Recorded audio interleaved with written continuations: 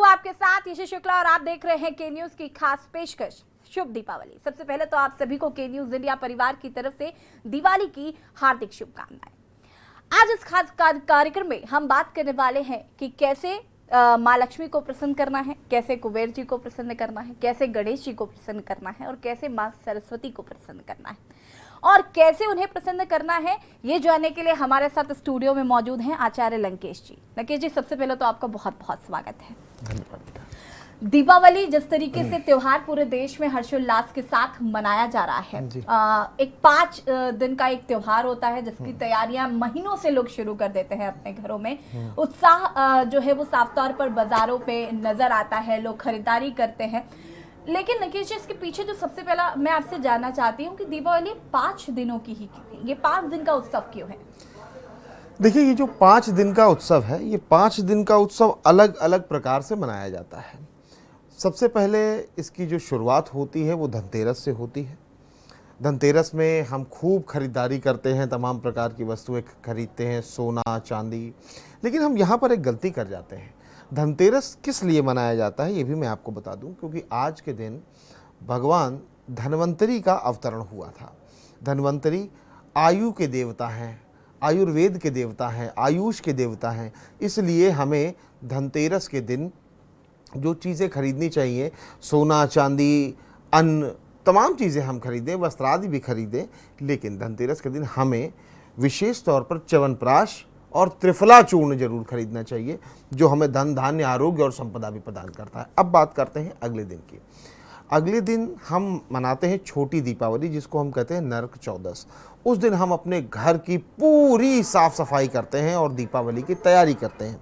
दीपावली के एक दिन पहले हम घर के एक एक कोने की ठीक से सफाई करते हैं, कहीं पर भी कुछ जाले वगैरह ना लगे रह जाएं, कहीं पर कुछ और परेशानी ना बच जाए, कहीं पर गंदगी ना रह जाए। तो नरक चतुर्दशी में हम चारों तरफ साफ सफाई इत्यादि करके चीज़ों को अपडेट करते हैं।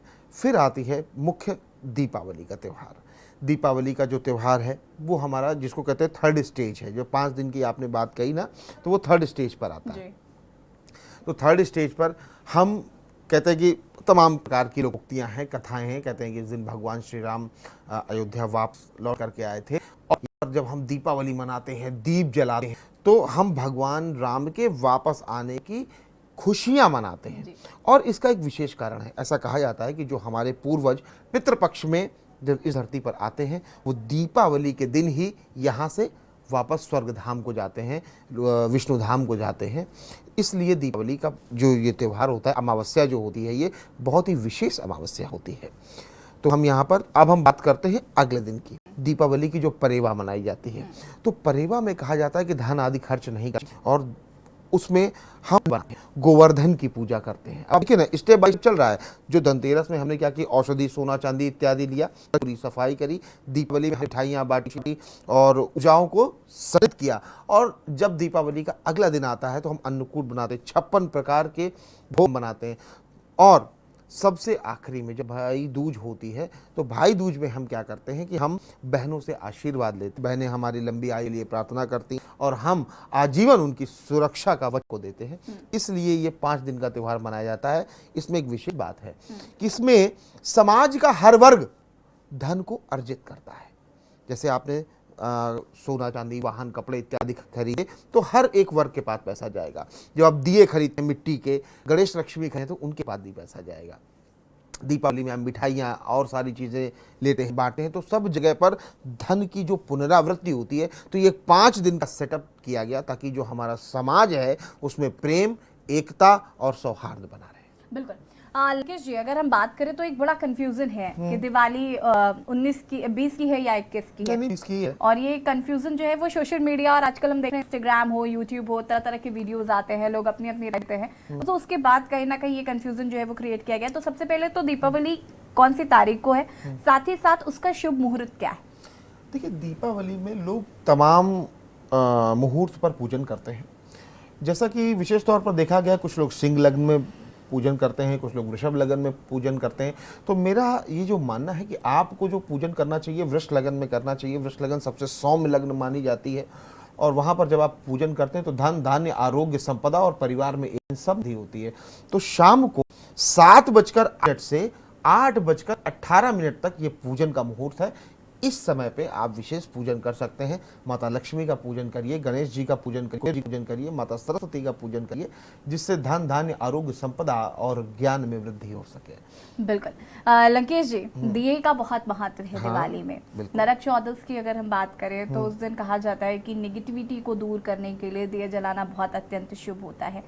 मैं दिए का महत्व जानना चाहती हूँ, समझना चाहती हूँ, क्योंकि आजकल दियों का रिप्लेसमेंट भी हम देख रहे हैं, हमें मिलता है। हाँ, तमाम प्रकार के झालरें हैं वो। सिर्फ झालरें ही नहीं, दिए भी बना के बेचे जा रहे हैं जो इलेक्ट्रिसिटी से चलते हैं, या पानी में डाल दीजिए तो जल जाते हैं। बहुत तरह तरह की चीजें जो है वो देखने को मिल रही है। तो ऐसी चीजों के लिए अब मैं सबसे पहले तो जानना चाहती हूँ कि दियों का क्या महत्व है। आप जब से ये एपिसोड शुरू हुआ है, बहुत सारे क्वेश्चन आपने हमसे पूछे। एक प्रश्न हमारा भी, आपको खाने में सबसे ज्यादा क्या पसंद है? आप ये बताइए। बहुत सारी चीजें होती खाने पसंद होती, कोई एक डिश आप बताइए जो आपको खाने में पसंद हो। बहुत सारी चीजें, कोई एक बता दीजिए। नहीं बता सकते? देखिए, जैसे अपनी पसंद का कुछ रिप्लेसमेंट नहीं होता। जिसे कहते हैं कि एक कोई कैप्सूल है, उसे आप खा लीजिए तो आपको भूख नहीं लगेगी। आप 10-5 कॉफी पी लीजिए, आपकी भूख मर जाएगी। लेकिन भूख को मारना भूख का इलाज नहीं है। उसमें हमें क्या करना चाहिए? हमें विशेष तौर पर ध्यान रखना चाहिए कि जो भी हम दिए जला रहे हैं, दिए का विशेष महत्व है। दीपक के सब जब हम पूजन करने बैठते हैं तो हम कभी पानी नहीं मांगते, हम कहते हैं जल लेकर के आइए, कहते हैं ना। हम ये नहीं कहते कि कभी लाओ दिया जला दो, नहीं, हम कहते हैं कि दीपक प्रज्वलित करिए। हम ये नहीं कहते कि लाओ एक काम करो, वो इलायची दाना उठा दो, हम कहते हैं लाओ भोग उठा दो। हर चीज का महत्व बदल जाता है। तो दीपक के सामने जब हम बैठते हैं तो हाथ जोड़कर कहते हैं, जब दीप प्रज्वलित करते हैं, नमस्तुते। ये हम क्या, जो लाइटें चाइना वाली झालरें होती हैं या जो पानी में डालने से सेल लगी हुई जलती है, उनके सामने हाथ जोड़कर बोल सकते हैं क्या? नहीं बोल सकते। तो रिप्लेसमेंट किसी चीज का नहीं होता। हाँ, घर में बच्चे हैं छोटे तो यहाँ पर 2-4 दिए, जैसे बच्चों के लिए, या फिर आपके यहाँ पर ऐसा है कि दिया गिर सकता है, वहाँ पर आप सुंदरता बढ़ाने के लिए ऑर्नामेंट्स तो लगा सकते हैं। लेकिन जो चीज़ जिस चीज़ के लिए बनी है, जैसे देसी घी का दीपक हम जलाते हैं, उससे नेगेटिविटी भी हमारी आती है। तेल का दीपक जलाते हैं, जब तेल का दीपक जलता है तो कहा जाता है कि घर के बाहर जो है बाईं तरफ तेल का दीपक जलाइए। तो ये हमारे पूर्वजों के लिए भी किया जाता है। जब आप तेल का दीपक जलाएंगे तो उससे नकारात्मकता जाती है। लेकिन ये वाला दीपक जला देने से क्या होगा? क्या कोई महक आएगी? नहीं होगा। कोई द्रव्य जलेगा? नहीं जलेगा। तो इसका हमें विशेष ध्यान रखना है कि जब भी हम दिए जलाएं तो देसी घी के दिए जलाएं या सरसों के तेल के दिए जलाएं, जो हमारे लिए लाभकारी होगा। और ये इलेक्ट्रिक वाला दिया पानी में डाल के जलाने से कोई लाभ नहीं होगा। बिल्कुल। लंकेश जी, देखिए, दिवाली वाले दिन सिर्फ माँ लक्ष्मी की पूजा नहीं होती, उस दिन भगवान गणेश की भी पूजा होती है, कुबेर जी की भी पूजा होती है, साथ ही साथ गणेश जी की, माफ कीजिएगा, साथ ही साथ सरस्वती जी की भी पूजा होती है। तो इन देवी देवताओं की पूजा का क्या महत्व है उस दिन, और साथ ही साथ कैसे हमें उनकी पूजा करनी चाहिए? देखिए, पूजा करने के लिए सबसे पहले तो हमारे अंदर भाव होना चाहिए। जब भाव होगा तभी पूजन हम कर पाएंगे।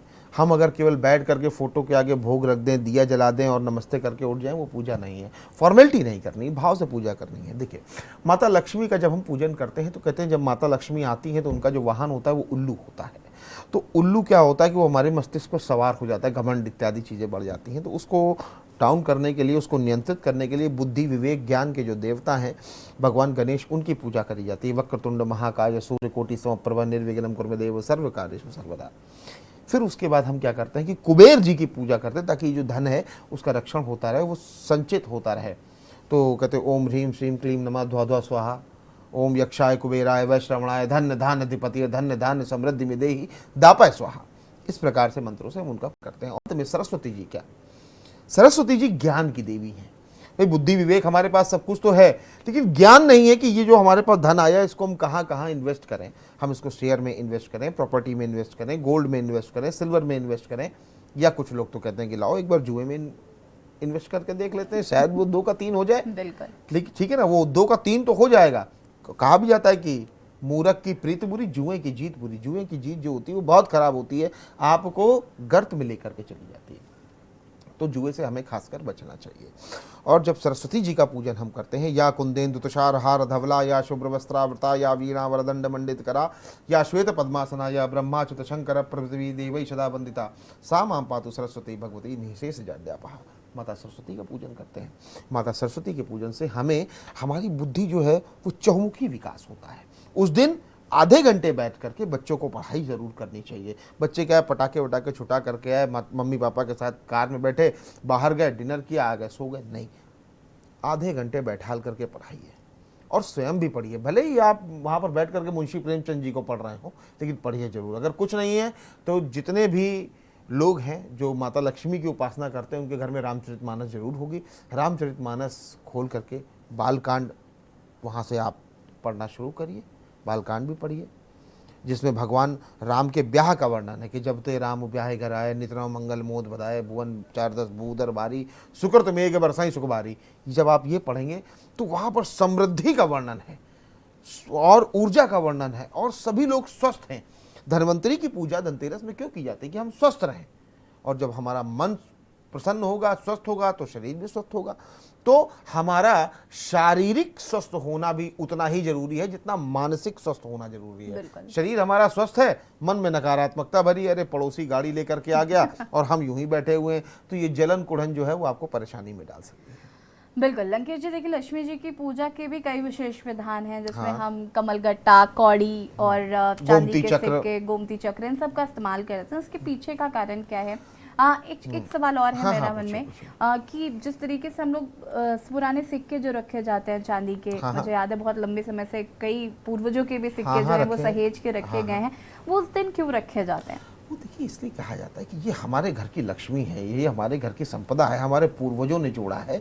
तो हमारे यहाँ पर एक नियम है कल्चर को कि कोई हमारे यहाँ संस्कृति अगर अपनाई गई है तो हम उसको, कहते नहीं है, एक चैप्टर था, मैंने एक इंग्लिश बुक थी काफ़ी समय पहले पढ़ा हुआ था, अ टॉर्च बेरर, जिसमें क्या करता है वो मशाल लेकर के दौड़ता है और आगे उसका साथी खड़ा होता है, वो थक जाता है, वो उससे मशाल लेता है और फिर वो दौड़ना शुरू करता है। द टॉर्च बेरर, मुझे याद आ गया। तो द टॉर्च बेरर जो है, तो हम लोग जो है ना वो द टॉर्च बेरर हैं। हम लोगों को क्या करना है, जो हमारा प्राचीन परंपरा हमारी चली आ रही है सहेजने की, हमारे पूर्वजों ने हमें सिखाया कि आप सहेज करके रखना, संजोना सीखिए। ये नहीं है कि आपके पास मालूम पड़ा कि 5 लाख रुपए आया, आपने 5 लाख रुपए कहीं पर जमा किए और कोई बहुत बड़ी गाड़ी घर में लेकर के आ गए। उससे आप ऐसी वस्तु खरीदिए जो आपके आगे काम में आए। आपने 5 लाख रुपए दिए और बाकी 45 लाख रुपए आपने फाइनेंस करा लिया और गाड़ी में पीछे महाकाल लिख करके घूम रहे हैं। कुछ समय बाद ऐसा समय आता है कि फिर वो EMI वाले घर पहुंचना शुरू करते हैं। वो बड़ी गड़बड़ बात है। आप लक्ष्मी की, सरस्वती की, गणेश की, कुबेर की पूजा तो कर रहे हैं, लेकिन उनका कहीं ना कहीं निरादर भी कर रहे हैं। उनका निरादर हम किस तरह कर रहे हैं? हमें उनको संचय करना सीखना चाहिए। ये मैं नहीं कह रहा हूं कि अपने शौक आप खत्म कर दीजिए, आपको शौक तब करना है, इस बात का विशेष ध्यान रहे जी, कि जब आपके पास 100 रुपए हो तब आप 50 रुपए की चीज खरीदिए। अब आपके पास 5 रुपए पड़े हुए हैं और आप 50 रुपए की चीज लेकर के आ रहे हो तो परेशानी तो होगी ना। तो इसीलिए बुद्धि विवेक के देवता गणेश जी और साथ साथ में माता सरस्वती का भी पूजन किया जाता है। बिल्कुल। अगर हम बात करें लंकेश जी, तो देखिए लक्ष्मी गणेश जी की मूर्ति आती है और उसको लेकर कई सारी चीजें हैं। सूंड को लेकर है, बहुत सारे लोग हैं जो गणेश जी की सूंड को लेकर ढूंढते हैं, दाईं तरफ है, बाईं तरफ है, साथ ही साथ और उनको रखने के तरीके को भी लेकर इस पर कई बार लोग चर्चा करते हैं। ये भी एक विषय बना हुआ है। तो मैं सबसे पहले तो जानना चाहती हूँ कि जो हमारे घर में गणेश लक्ष्मी जी की मूर्ति आती है, उसमें उसको लेकर क्या वाकई कोई है, महत्व है, या ऐसे ही लोग सिर्फ बातें करते हैं? एक बड़ी छोटी सी बात बताइए कि अब जैसे जो हमारी इमेज कई जगह लगी होती है, तो उसमें हम यूं करके बैठे हुए हैं, तो हम हमेशा यूं ही नहीं बैठ सकते, ठीक है। लेकिन ऐसा मान्यता है कि जिस तरफ लक्ष्मी जी बैठी होती हैं, तो गणेश जी के दाहिने तरफ लक्ष्मी जी बैठती है, तो कहते हैं गणेश जी की जो सूंड है वो लक्ष्मी जी की तरफ मुड़ी हुई होनी चाहिए। तो इसको अगर हम फॉलो कर रहे हैं तो अच्छी बात है, इसको हमें करना चाहिए। इसी से रिलेटेड एक और सवाल मेरा मूर्तियों को लेकर ही, क्योंकि एक और बात कही जाती है कि अगर आपके घर में चांदी के लक्ष्मी गणेश जी हैं तो फिर आपको उनकी ही पूजा करनी चाहिए, फिर आपको बार बार हर साल मिट्टी के गणेश लक्ष्मी लाने की जरूरत नहीं है। अभी मैंने शुरुआत में एक बात कही थी कि जो दीपावली का पंच दिवस है, ये समाज के हर वर्ग को सुखी करता है, धन से युक्त करता है।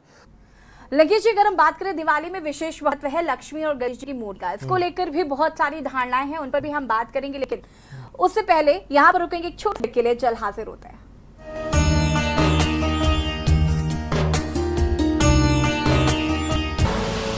आप देख रहे के न्यूज, खबरों का सारथी।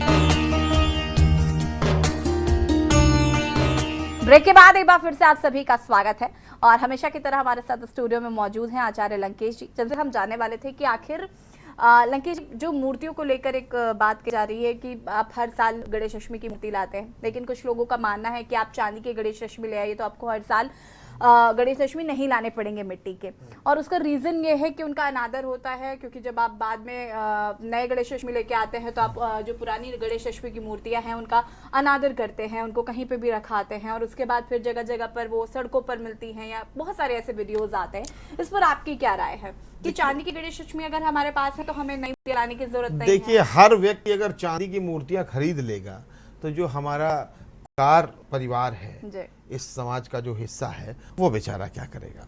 वो तो मिट्टी की मूर्तियां बना करके बेच रहे हैं। और एक बात समझिए, हमने तो देखा है गणेश लक्ष्मी आप भी लगाते हैं, अपने घर में पूजन करते हैं और आप तो गणेश जी की स्थापना भी अपने घर में करते हैं। तो एक बात बताइए, जब आप मूर्ति वहाँ पर लेने जाते हो तो बहुत सारी मूर्तियाँ वहाँ पर रखी रहती हैं, तो जब क्या आप वहीं पर पहुँचते ही सारी मूर्तियों का पूजन शुरू करते हैं या जो पसंद आती है उसका तुरंत पूजन पाठ शुरू कर देते हैं? नहीं ना, वहाँ पर आप उनको पसंद करते हैं, अपने घर लेकर के आते हैं, विशेष मुहूर्त में उन पे प्राण प्रतिष्ठा करी जाती है, फिर भोग प्रसाद आरती, और फिर जब उनका हम विसर्जन करते हैं तो चावल लेकर के उन पर अक्षत लेकर के विशेष तौर पे छिड़काव करते हैं, प्रार्थना करते हैं कि हे प्रभु, आप हमारे घर आए, आपका बहुत बहुत आभार, धन्यवाद, आपकी कृपा सदैव बनी रहे, अब आप अपने धाम को प्रस्थान करें, ये बोलते हैं। तो भगवान का विसर्जन तो उसी समय हो जाता है, लेकिन जब हम उनको जाकर के गंगा में विसर्जित करते हैं या कहीं कर देते हैं तो इस पे देखिए कहीं ना कहीं वो ठेस तो लगती है जब कहीं पर मूर्ति हम देखते हैं,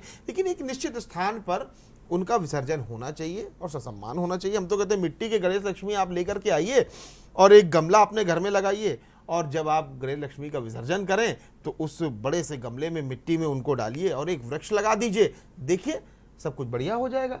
देखिए, सोच में हर चीज का तरीका है। लेकिन लंकेश जी, नहीं, अभी आजकल आपको पता है कि मिट्टी के गणेश अष्टमी अगर आप लेने जाते हैं तो आप उनको अफोर्ड नहीं कर सकते, मतलब एक गरीब व्यक्ति तो नहीं कर सकता। अरे बहुत आसान मिलते हैं मिट्टी भाई। के नहीं लंकेश जी, अगर आप मिट्टी के मैंने भी देखा है, अगर मैं जाती हूँ तो compare to plaster of Paris के अगर आप गणेश लक्ष्मी जी लेते हैं और अगर आप मिट्टी के गणेश लक्ष्मी जी लेते हैं, एक ठीक ठाक आपको मार्जिन पे करना पड़ता है उसके लिए। तो कई लोग फिर प्लास्टर ऑफ पेरिस की एक तो खूबसूरत भी ज्यादा होते हैं प्लास्टर पेरिस ऑफ की जो मूर्तियां होती हैं, तो ये भी एक रीजन कहीं ना कहीं नजर आता है उसको लेकर। तो जो प्लास्टर ऑफ पेरिस की जो मूर्तियां हैं वो तो हमारे एटमॉस्फेयर को भी नुकसान पहुंचाती है, तो इसलिए कहीं ना कहीं ये सवाल उठाते हैं लोग और ये बात कहते हैं। देखिए, मिट्टी की मूर्ति ही हमें उपयोग करनी चाहिए, और चाहे प्लास्टर ऑफ पेरिस हो और चाहे कुछ भी हो। जो मैंने अभी गमले वाली प्रक्रिया आपको बताई, अगर आप करेंगे तो मिट्टी में वो क्षमता है कि वो हर चीज को गला देती है, लोहा तक गल जाता है, तो प्लास्टर ऑफ पेरिस क्या चीज है? तो थोड़ा सा हमें इस चीज को समझना चाहिए और इसमें हमें बहुत ज्यादा विचार नहीं करना चाहिए। एक बात हमेशा ध्यान कर लीजिए, जैसे खंडित मूर्ति है, वो मिट्टी की है, चाहे वो सोने की हो, वो चांदी की हो या फिर पत्थर की हो, तो जब मूर्ति टूटती है तो वो हमें एक संकेत दे करके जाती है कि यदि आप टूट रहे हैं, यदि आप टूट गए तो आपकी वैल्यू नहीं है। खंडित मूर्ति भी घर में नहीं रखी जाती। तो मृदा की जो आयु होती है वो 1 वर्ष की होती है, हम 1 वर्ष बाद जो मिट्टी होती है वो बेकार हो जाती है। तो अगर हम इसको इस सिस्टम से देखें कि 1 वर्ष के बाद वो जो गणेश लक्ष्मी की मूर्ति है तो उसकी वो जो मृदा है, मृदा मृत समझी जाती है, तो उसको ले जाकर के किसी पेड़ के नीचे या पवित्र नदी में या नहर में हम प्रवाह कर देते हैं और फिर वो धीरे धीरे धीरे धीरे धीरे धीरे मिट्टी में वापस मिल ही जाना है उसको। अभी नहीं मिलेंगे, 6 महीने साल भर बाद मिलेंगे, मिट्टी मिल जाएगा। इसको लेकर के तमाम सारे लोग बहुत सारा सब कुछ कहते हैं, सुनते हैं, करते हैं, और हर किसी की अलग अलग राय है, तो उसमें बहुत अधिक टिप्पणी करना भी उचित नहीं है। लंकेश जी, जरा हम दिवाली के मुहूर्त पर भी बात कर लेते हैं। वो क्या मुहूर्त है हमारे दर्शकों को बताइए, साथ ही साथ प्रसाद और भोग के रूप में क्या चढ़ाना चाहिए, क्या करना चाहिए? गजाननम भूत गणाधिसेवितम कपित्व जम्बू फलचारु भक्षणम। भगवान गणेश को आप दूर्वा चढ़ाइए, भगवान गणेश को आप कैथा चढ़ाइए, बाकी बूंदी का लड्डू गणेश जी को चढ़ाइए, लक्ष्मी जी को आप खील चढ़ाइए, चूड़ा चढ़ाइए, सफ़ेद मिठाई चढ़ाइए। ये सारी चीज़ें आप माता लक्ष्मी को, और श्रीफल शरीफा जिसे कहते हैं, वो माता लक्ष्मी को हमें ज़रूर से ज़रूर चढ़ाना चाहिए। विशेष मुहूर्त की बात करें तो अगर हम वृष लगन में पूजा करना चाहें या सिंह लगन में पूजा करना चाहें तो अपने अपने आचार्य, जो आपके घर में आचार्य जी पूजन कराने आते हैं, उनसे विशेष मुहूर्त दिखवा करके आप पूजन करें। एक मैं मुहूर्त अपनी तरफ से आपको बताता हूँ। शाम को 7:08 से 8:18 तक, ये लगभग 1 घंटे 11-12 मिनट का मुहूर्त है। इस मुहूर्त में आप पूजन करिए, आप धन धान्य आरोग्य संपदा से युक्त होंगे। लंकेश जी, अगर हम बात करें, देखिए ये तो बात हो गई हमारे मुहूर्त की। अब एक मैं चाहती हूँ कि एक आसान सा उपाय आप सभी को बता दीजिए कि जो सभी को करना चाहिए, जिससे कि माँ लक्ष्मी की और गणेश जी की और सरस्वती जी और कुबेर जी की कृपा सभी पर बनी रहे। दीपावली के दिन आपको 5 दिए ऐसे जलाने हैं, जिनमें जो हम 5 दिए जलाएंगे वो धन धान्य आरोग्य संपदा और पारिवारिक एकता, हम इसकी प्रार्थना करें। क्योंकि जब हम 5 दिए जलाएंगे, वो पहला हम धन के लिए जलाएंगे, दूसरा अनाज हमारे घर में कभी कम ना हो, तीसरा हम कभी भी रोगी ना हो, हमेशा निरोगी रहें, हमारे घर में सदैव संपदा बनी रहे, और जो 5वां दिया जलेगा वो इन चीज़ों को ध्यान करके जलाएं कि हमारे परिवार में एकता बनी रहे। और साथ साथ में एक विशेष उपाय, आज के दिन आपको क्या करना है कि जैसे लैया आप चढ़ाते हैं, खील चढ़ाते हैं, गट्टा चढ़ाते हैं, बताशे चढ़ाते हैं, खिलौने चढ़ाते हैं, एक आटे की लोई ले लें, उसमें थोड़ी सी धनिया डाल लें, खड़ी हुई धनिया डाल करके उसमें ये सभी चीज़ें, खील है, बताशा है, खिलौने हैं, ये सारी चीज़ें उसमें डाल करके एक उसको रोल बना करके एक लोई बना लें, और उसे गाय को शाम के समय, जिस समय गोधूली बेला होती है, उस समय खिलाइए। देखिए आप धन धान्य आरोग्य संपदा से युक्त रहेंगे, आपके घर में कभी भी परेशानी नहीं आएगी। लंकेश जी, बहुत बहुत शुक्रिया आपका हमारे दर्शकों को तमाम जानकारी देने के लिए और इतना महत्वपूर्ण उपाय भी दर्शकों को बताने के लिए। और यहाँ पर हम बात कर रहे थे शुभ दीपावली में कैसे आपको माता लक्ष्मी और भगवान गणेश को प्रसन्न करना है, क्या शुभ मुहूर्त है, वो भी हमने आचार्य लंकेश जी से जाना। साथ ही साथ हमने उपाय भी जाने कि कैसे आप महालक्ष्मी और भगवान गणेश को प्रसन्न कर सकते हैं। के न्यूज़ की खास पेशकश में फिलहाल इतना ही। मुझे दीजिए इजाजत। देखते रहिए के न्यूज़ इंडिया।